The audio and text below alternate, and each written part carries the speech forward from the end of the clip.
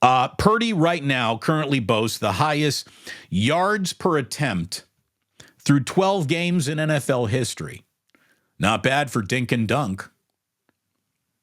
Brock Purdy is averaging 9.59 yards per attempt. In 2011, through 12 games with a minimum of 300 attempts, Aaron Rodgers was at 9.42 in 2004. Peyton Manning was at 9.41 in 1988. Boomer Esiason was at 9.37. And in 1984, Dan Marino was at 9.31. These are yards per attempt.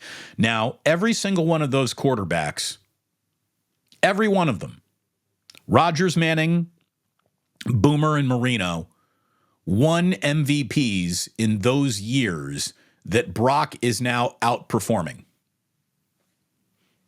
So when you want to hear, the crowd tell you all these reasons why Brock couldn't be the MVP, shouldn't be the MVP, there is absolutely established precedent that anyone who does what he is doing has won the MVP. It's established. If precedent means anything, and it should,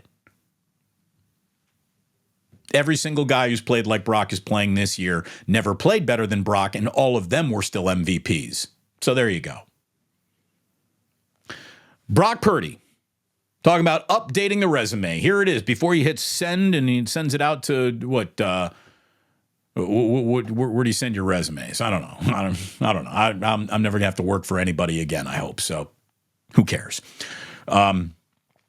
Brock Purdy currently leads all quarterbacks in the following statistics: passer rating, yards per attempt, yards per completed pass, adjusted yards per attempt, net yards per attempt, adjusted net yards per attempt, completion percentage, touchdown percentage, QBR, passer rating success, expected points added per drop back, and total EPA, expected points added.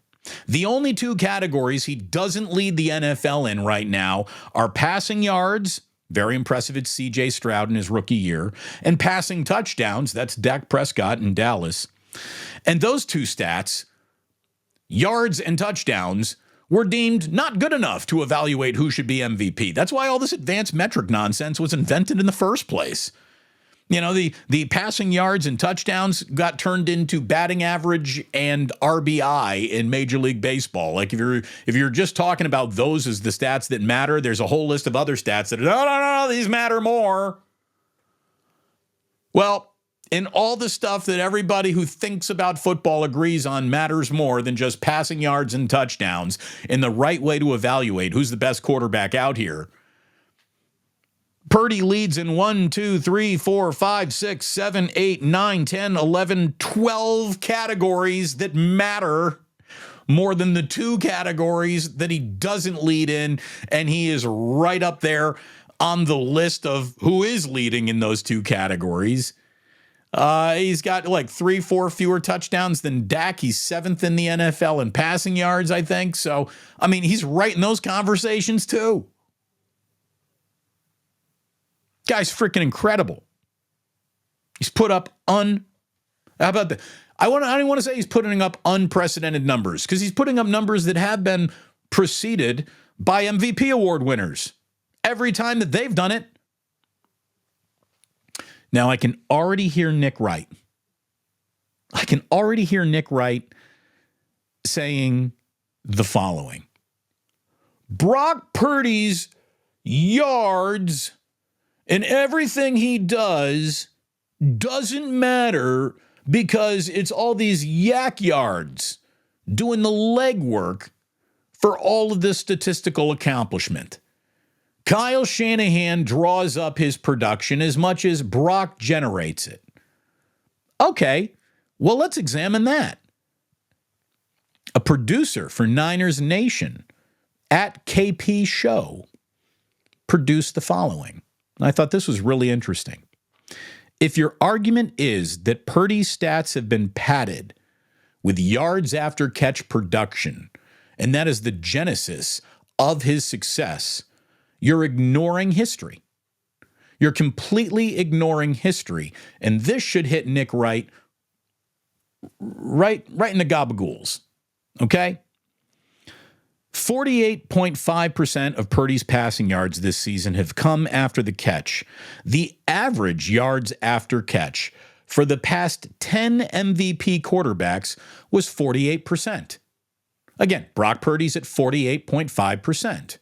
So if 48% of yards after catch was good enough for the last 10 MVP award winners at quarterback, why is 48.5% a cannot go beyond it measurement for Brock Purdy? And again, I can already hear Nick Wright saying, well, Patrick Mahomes. Patrick Mahomes was at 54% last year. 54% of Patrick Mahomes' yardage were yards after catch, more than Brock Purdy's are this year.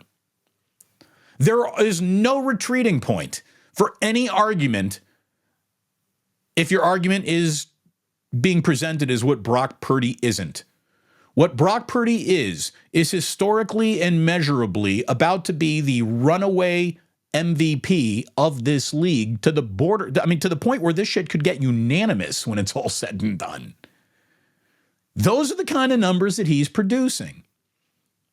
And if you want to say, well, I'm not into numbers and stats, I'm going to go to the naked eye test. You watching these games or not? This guy passes the naked eye test. If you want to ignore all the numbers, and if you want to ignore the naked eye test and just lean into the numbers, the resume equals the 49ers are probably going to win the Super Bowl if he stays healthy. That's what we're looking at. Now, there's a lot of football between now and then. I will always come back to the fact that none of this will ever be easy. Anyone, like I even saw Pro Football Focus, shame on them, saying like, if the 49ers stay healthy, they're easily winning the Super Bowl. There are no easy Super Bowls. It just, that does not exist. Does not exist. Okay? So, people need to calm down on that just a little bit. But man, this guy's been extraordinary. Absolutely extraordinary performer. Naked eye, statistics, advanced stats, measurements, all the things that you think might, you look at all this, it's going to disqualify Brock Purdy, and you're like, oh, he's number one in every single category that really matters in modern football evaluation. So there's no retreating point for those who are standing on the he can't do it hill. They have died on that hill. Their credibility dies with them. Having said all that, it really does feel like the team that wins the Super Bowl might be the last team with a healthy quarterback. Good God. Another quarterback injured on Monday Night Football. First of all, the Jaguars can't be losing overtime games at home and stay in the contender conversation. I don't care what the record is. You can't be losing at home in December in overtime against the team that came in with a backup quarterback who, by the way, Jake Browning last night was 32 of 37 for 354 yards, a touchdown, no interceptions, and he ran for 22 yards and another touchdown. At what point would we pivot to the Joe Burrow is just a product of the situation that he's in? Because the Bengals situation seems pretty damn good, doesn't it? Jake Browning is putting up these numbers. Did you see who came running in for Trevor Lawrence when he went down with an ankle injury? C.J. Beathard, who, by the way, went 9 of 10 for 63 yards in a backup role. If C.J. Beathard starts Sunday at Cleveland, it would be his first start since Week 16 of the 2020 season when he was with the 49ers. And he might have to do that because Trevor Lawrence has a high ankle sprain. Now, the Jaguars are saying that he will return this year. It's not one of those ankle sprains, but it might be bad enough to knock him out of the game coming up against Cleveland, in which case, again, C.J. Beathard is the backup quarterback in Jacksonville. And you look at some of these just meat grinder situations that these quarterbacks are in. I mean, it started with week 1 when Aaron Rodgers went down. And even though Aaron Rodgers is still trying to lead the NFL in unnecessary attention, he's not coming back. He's out of his mind. Anthony Richardson has been lost to the year. Kirk Cousins, Joe Burrow, Daniel Jones, Deshaun Watson have all been wiped off the map with season-ending injuries. You look at some of these Week 14 quarterbacking matchups. These are tough. Got Billy Zappi against Mitch Trubisky. Ugh. CJ Beathard against Joe Flacco? I mean, are we serious?